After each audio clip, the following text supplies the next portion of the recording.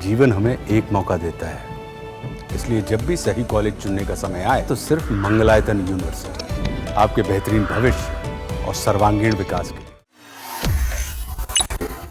Operation सिंदूर पर भारत का पक्ष दुनिया के सामने रखने वाले सांसदों के डेलीगेशन में एक नाम सबसे ज्यादा चर्चा में रहा और वो था केरल के तिरुवनंतपुरम से सांसद शशि थरूर का। संसदीय दल का प्रतिनिधित्व कर शशि थरूर ने दुनिया को पाकिस्तान की असलियत तो दिखाई ही, भारत का पक्ष भी मजबूती से रखा। हालांकि शशि थरूर की बातें कांग्रेस के ही कुछ लोगों को रास नहीं आई। अब नई खबर यह है कि सी वोटर ने एक सर्वे किया, लोगों की राय ली, जिसमें शशि थरूर के बयानों से उनके सम्मान बढ़ने की बात सामने आई है। उधर दूसरी तरफ शशि थरूर भी 5 देशों की यात्रा करने के बाद वतन वापस लौट आए हैं। कुछ कह रहे हैं, सुनते हैं। देखिए, बहुत अच्छा रहा मेरे ख्याल में इस ट्रिप में।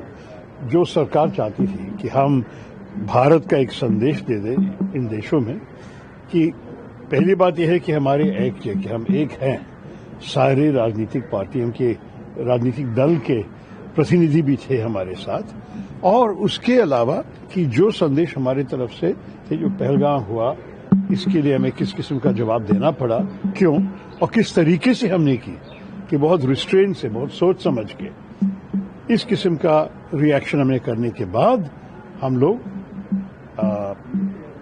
दुनिया का अंडरस्टैंडिंग मांगे कि दुनिया समझ ले कि हमने ये क्यों किया, कैसे किया।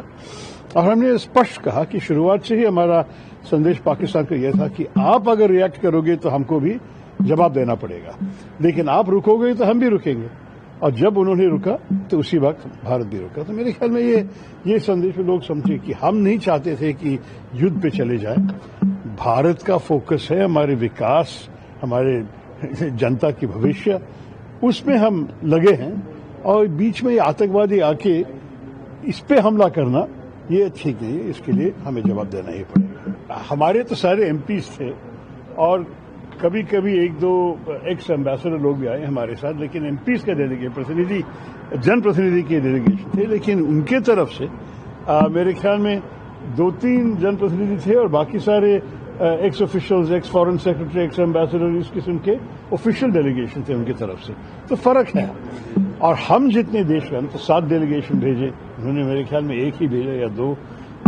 हम तो बहुत सारे देश पे हमारे संदेश पहुंचा सका, वो लोग नहीं कर सके मेरे ख्याल में। और जहां हम गए, उदाहरण ले लो कि वॉशिंगटन में हम लोग एक ही समय थे। आप हमारे अपॉइंटमेंट्स का लिस्ट देख लीजिए और उनकी देख लीजिए, कोई कंपैरिजन नहीं है। तो मेरे ख्याल में अगर आप एक और दूसरी तरफ देखना चाहते हैं तो जिस किस्म से भारत ने अपना काम किया, मेरे ख्याल में पाकिस्तान नजदीक भी नहीं आए। सर, कोलंबिया को कैसे आपने अपना स्टैंड रिवर्स करने के लिए बना दिया? अरे बातचीत करनी चाहिए ना, लोगों को समझाना चाहिए।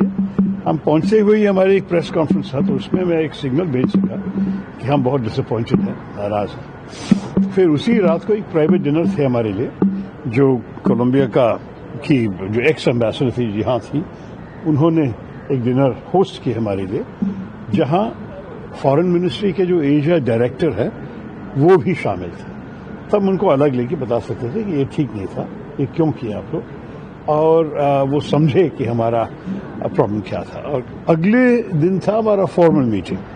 तो फॉर्मल मीटिंग के पहले मेरे ख्याल में वो बात करके समझाए थे बहुत स्पष्ट। मेरे जो ओपनिंग स्पीच थे, मतलब जो भाषण भी नहीं कहेंगे, जो ओपनिंग बातचीत थी इनके साथ, तुरंत जवाब में कहा कि हम इसको विड्रॉ कर रहे हैं। सर, आपके डेलीगेशन से एक नेशनल यूनिटी का भी एक्सप्रेशन गया है पूरी जी, सारे डेलीगेशन का यही मैसेज है कि हम सब एक साथ हैं, हम सब एक ही है। सर, आज शाम को पीएम के साथ मीटिंग है, क्या मीटिंग नहीं कहेंगे, मेरे ख्याल में पीएम हमें स्वीकार करना चाहते थे। और जैसे मंत्री जी ने मुझे बताया कि एक हाइट टी होगा, एक कैजुअल चैटिंग, फॉर्मल मीटिंग नहीं है। लेकिन जाने के बाद ही पता चलेगा। लेकिन हम बहुत खुश हैं कि प्रधानमंत्री हमें मिलना चाहते थे। मेरे ख्याल में सारे डेलीगेशंस के अंग से मिल रहे हैं।